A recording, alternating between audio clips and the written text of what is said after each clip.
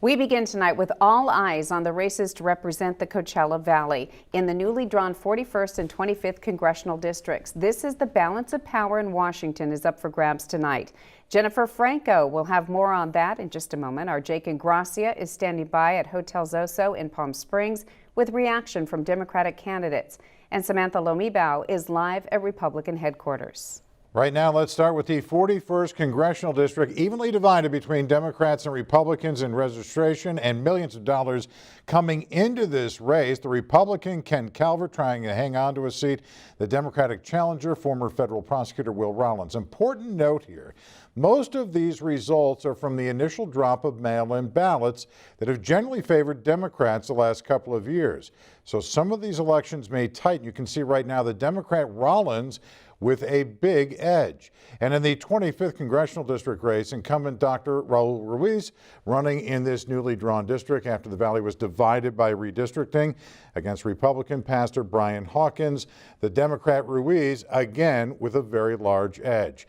Now out to News Channel 3's Jake Ingracia, who's at a Democratic watch party in Palm Springs tonight with reaction for us.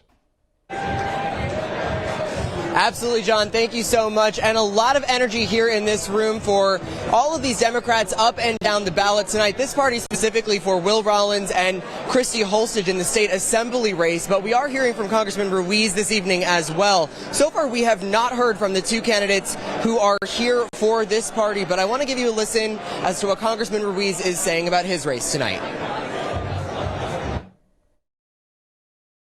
This is really about a celebration for all the volunteers, the whole community that came together all the way from San Jacinto, Hemet, Banny, Beaumont, throughout the Coachella Valley, Riverside County, all the way through Imperial Valley and El Centro. We're very happy. We're very ecstatic that these are very strong initial results. So we're celebrating tonight. It's still early. I'm sure they're going to change before all the votes are counted, but it's a pretty strong lead. Right now, let's go to the Breaking News Center and Jennifer Franco, who's tracking some of the races that will determine the balance of power in Washington. Jen, can you hear me? I sure can, John. So heading into Election Day, Democrats had a slim majority in both the House and the Senate. But take a look at these latest numbers. These are from the Washington Post. We'll have my director pull them up in Scansy for us. Now it shows the Democrats with 47 Senate seats, Republicans with 46. 51 is the number of seats that one of these parties needs to reach in order to gain that majority in the upper chamber. And then you can see there off to the right of the screen in the House, Republicans only need to gain 5 seats to flip control. Right now, they are up 3 at 175. Democrats are at 138 after losing 3. And we're starting to get results on some of the key races out of Pennsylvania. So I'll be back with a little bit more information on that race. For now, back to you, John and Karen. Okay, thank you, Jen. Thank you, Jennifer. Well, we're also closely following who will be representing the Coachella Valley in our state's capital. We start with the newly drawn 36th district. It includes Coachella, Indio, and all of Imperial County. Initial results in the 36th district show right here, Eduardo Garcia at 57%, the Democrat there, and Ian Weeks with 43%, with 27% precincts reporting. And now in the newly drawn 47th district, which will include much of the Coachella Valley except for Indio and Coachella, also parts of the high desert and the pass area. Christy Holstage, the Democrat, also a member of Palm Springs City Council right now, with a sizable lead over Republican Greg Wallace again. Almost all of these votes are from the early mail-in ballots, and they are heavily favoring Democrats. We're expecting some of these races to close as we get more of today's voting in. Our election coverage, of course, does not end here tonight. You can scan the QR code on your screen right now to see live election results as they come in to the newsroom. And while politics continues to take center stage at this hour, here in the Valley, we continue to be in a first alert weather alert. Dark clouds, wind, rain, and some flooding today on the desert floor. I'm sure you didn't miss that. Air conditions. And Haley, the winter storm sure showed itself today. Is there still more to come? That there certainly is. We are really looking at the worst of it. The bulk of it has already passed, but Looking off towards the west, there is still part of this system that has to work its way across Riverside County. So that's what we're going to be focusing on as we head throughout the rest of tonight. Now, also, cooler air is beginning to work its way in, and so we've really only gotten a small taste of the snow associated with this system.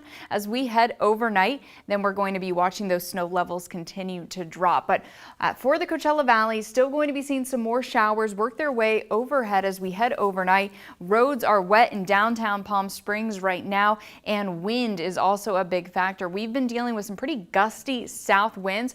Right now, beginning to see a bit more of a westerly flow. We'll discuss your first alert forecast just a bit more coming up. Okay, Haley, thank you. Let's head back out there to Samantha Lomibao, who can now hear us. She's at the Republican headquarters in Palm Desert. What's happening there, Samantha? Karen, that's right. I can hear you loud and clear right now. Like we said, it is still early in the night, and we're still looking at those results coming in. And we were just talking about it earlier. The 25th Congressional District is one of those big races we're seeing, and we're here joined by the Republican candidate, Brian Hawkins, to talk a little bit about, tonight. I mean, it's an exciting night. We've been waiting for this for months. What are your thoughts seeing some of the results pouring in right now? I know it's still early. Yeah, it's still early. Very optimistic about the results. Looking at the, knowing that Democrats typically vote early, Republicans vote, historically on Election Day, and so, very confident. But I'm trusting in, the voters and the turnout. I'm going to accept it however it plays out. Absolutely. And I know this is your first time running for a congressional seat, but you are a San Jacinto councilman. Tell me about how these have been a little bit different for you. Well, when you're looking at, your city and you're driving across an entire district, going from San Jacinto to Blythe down to Calexico, Imperial County, El Centro, every city is different. And so just listening to some of the concerns from Indio down to Brawley, here in our community, it's just, people have different needs and different issues, and that's why it's important to really get out and find out what's the needs of the entire district. Absolutely, completely different. And, going through this campaign trail for the last couple of months, it's a big one going against the incumbent, Raul Ruiz. Talk about some of the takeaways that you've taken out of this experience over the last few months. Well, some of the things I've taken away is one, the media, as a whole has gotten a lot of this wrong. For the most part, the major conversation has been about abortion, but when you talk to people, they're talking about, the economy is a really big issue for so many voters, education, public safety. And I think that, one thing we've learned today is that the system that we've been seeing in politics is being exposed for just trying to control the narrative. And the people now are speaking up and speaking loudly. Absolutely. And, like I said, the night is still young. We're still trying to see what the election results are going to be coming in. But any last message that you have for the people? Absolutely. Hey, if you went out to vote today, I really appreciate it. For those who wasn't inspired to vote, I don't blame you. There's a lot that's going on in politics that people just don't agree with, a lot of the division. And I just hope that, whatever the outcome is that, the House, the Senate, we can work together because the people are suffering and they need to see leadership, bipartisan, all the way across. And, that's what I'm hoping that can come from this. Perfect. Thank you so much, Mr. Hawkins. Good luck to you. Of course, like we said, we're still waiting for those election results to come in, but stay with News Channel 3 for all of the updates online and on air, KESQ.com. Live in Palm Desert, Samantha Lomibao, News Channel 3.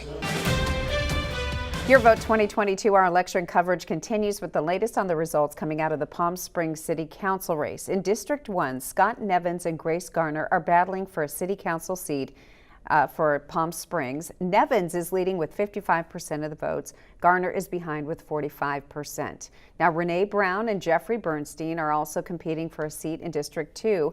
So far, the polls show Bernstein is leading with 57% of the votes. Brown has 43%. And finally, in District 3, Rhonda Hart and Joy Meredith are running for a spot on City Council as well. Polls are currently showing DeHart leading with 68% of the vote, while Meredith has 32%. News Channel 3's Marion Bouchot has been following this race. She joins us live from the newsroom. And Marion, you spoke to some of the candidates. What did they have to say to you about running for council? Good evening, Karen. One of the candidates I talked with is Scott Nevins. He's running for District 1, and this is what he had to say about his lead so far tonight. I'm ready to get to work. I'm ready to make sure District 1 is first on the list on everyone's mind in this city because we deserve it. And the next candidate I talked with is Jeffrey Bernstein. He's running for District 2, currently has the lead as of right now, and this is what he had to say to voters. one of my promises was always that I would be in communication, and I will honor that promise. And I'll continue to meet with them and talk to them on a regular basis.